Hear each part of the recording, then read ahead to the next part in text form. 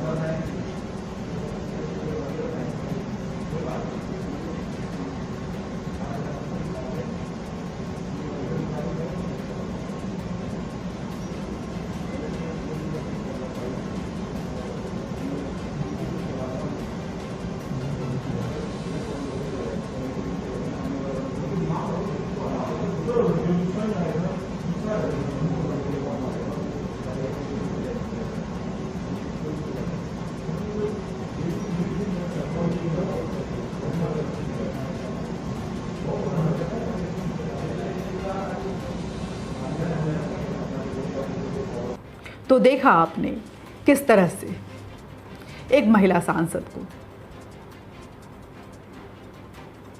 एक महिला सांसद होने के नाते भी ये दोनों महिलाएं अपनी इस ओछी हरकतों से बाज नहीं आ रही थी।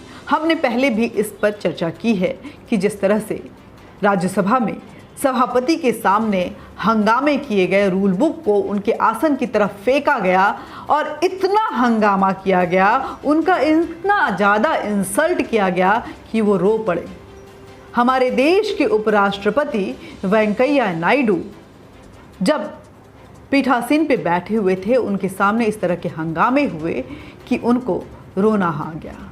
आसन की तरफ रूल बुक फेंक दिया गया, टेबल कुर्सी पे चढ़ के शीशे तोड़े गए। और ये पहला मौका नहीं था, इससे पहले भी ये होता रहा है। इससे पहले ऐसे ही शीशा तोड़ने का काम तृणमूल कांग्रेस के सांसद ने किया था। उसके पहले संजय सिंह जो कि आपके सांसद हैं, उन्होंने मेज पे चढ़ के हुड़दंग किया था, हल्ला मचाया था और आसन का अनादर किया था। और इस बार बारी कांग्रेस की थी। मतलब एक होड़ सी लगी हुई है कि कैसे हम भारत को शर्मसार करने की लाइन में सबसे आगे खड़े निकले, चाहे वो टीएमसी हो, चाहे वो आम आदमी पार्टी हो या फिर कांग्रेस हो। एक अजीब सी कंपटीशन है ये कि कौन कितना बदतमीज हो सकता है और लोकतंत्र को किस हद तक शर्मसार कर सकता है कि पूरे विश्व के सामने भारत की नजरें झुक जाएं।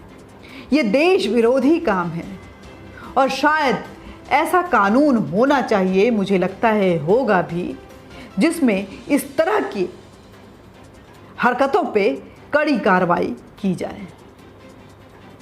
बेहद शर्मिंदा करने वाली ये हरकतें हैं।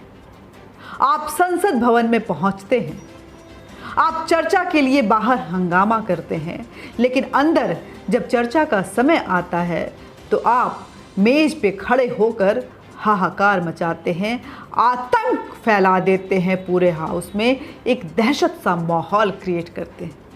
क्या आप दहशतगर्दी हो गए? आप विपक्ष के नाम पे ये कैसी हरकतें कर रहे हैं? क्या जनता ने विपक्ष को इसलिए चुना है कि वो सदन में जाकर उनकी बातों को ना रखे, बल्कि वहाँ जाकर कैमरा अटेंशन बनने के लिए वो इस तरह की ओछी हरकतें करें?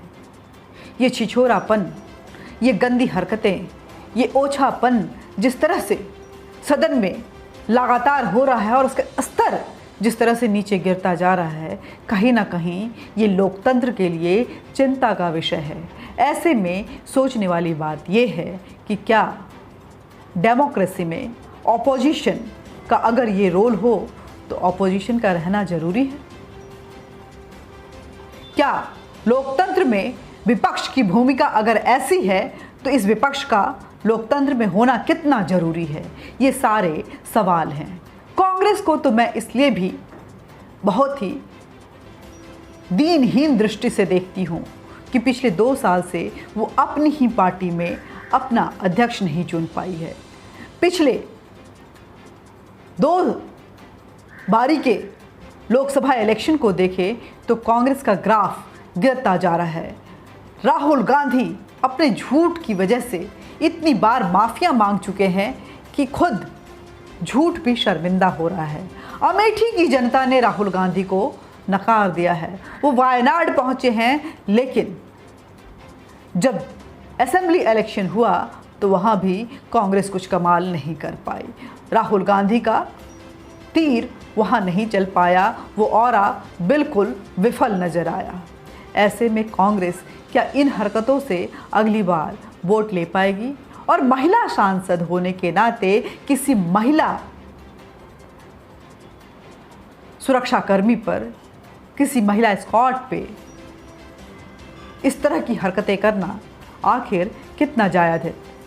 क्या कांग्रेस के कल्चर में ये सारी चीज़ें शोभा देती हैं? क्योंकि कांग्रेस अपने आप को ग्रैंड ओल्ड पार्टी बताती है, सबसे पहली पार्टी बताती है भारत देश की।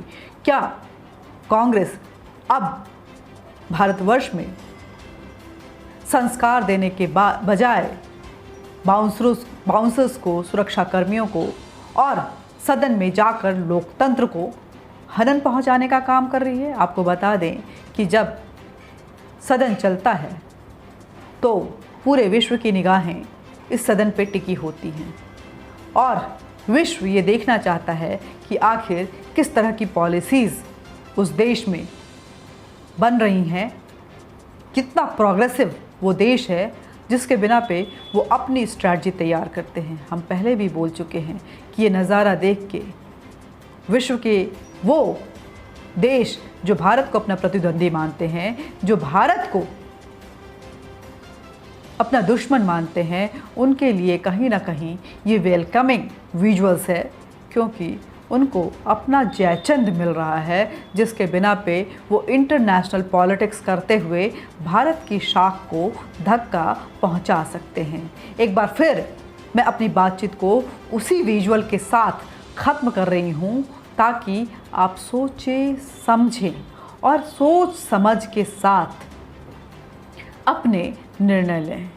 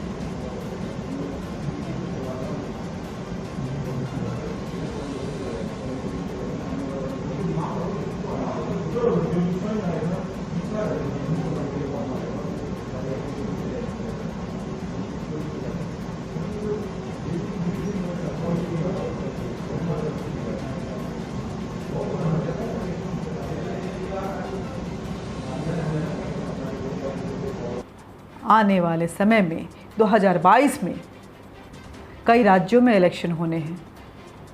सोचिए, समझिए कि आखिर आप नेतृत्व किसके हाथ में देना चाहते हैं।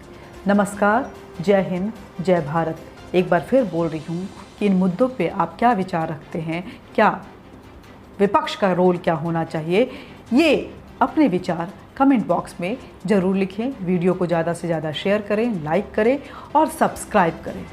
बेल बटन ज़रूर दबाएं ताकि जब भी वीडियो अपलोड हो आपके पास नोटिफिकेशन ज़रूर पहुँचे।